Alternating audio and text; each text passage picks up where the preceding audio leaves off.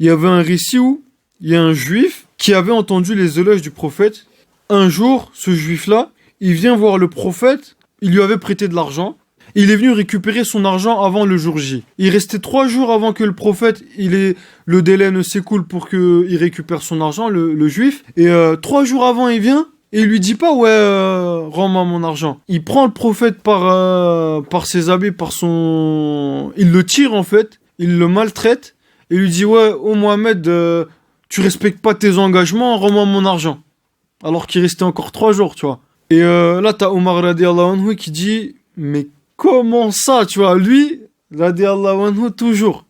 Et lui, devant lui, tu manques pas le respect au prophète. Il a dit, comment ça? Il lui a un petit peu crié dessus, etc. Et là, t'as le prophète sallallahu, il a dit déjà, Omar, calme-toi. Il a dit, il a répondu au juif, il a dit, excuse-moi, t'as raison, tu vois, te rendre ton argent, alors qu'il restait 3 jours, tout ça. Hein. Omar, va lui donner son argent. Et par contre, Omar, tu lui as causé du tort, tu lui as fait peur en lui criant dessus, peut-être en le menaçant. Tu vas lui donner encore plus d'argent, un peu plus, pour rembourser le préjudice que tu lui as fait subir. Le mal que tu lui as fait subir. Et là, t'as le juif, il est parti avec Omar. Le juif, il est passé aux aveux. Je sais pas si c'était au même moment où il était devant le prophète ou après, mais il a dit, moi, en fait, j'avais entendu les éloges de Mohammed, du prophète. Dans la Torah aussi, ça parlait du prophète. Et dans la Torah, ils disent que le prophète qui va venir plus tard, il sera très très clément. Et j'ai voulu tester le prophète, tu vois. Et je l'ai testé. Là, j'ai compris. Vu comment il a répliqué, ça aurait été quelqu'un d'autre.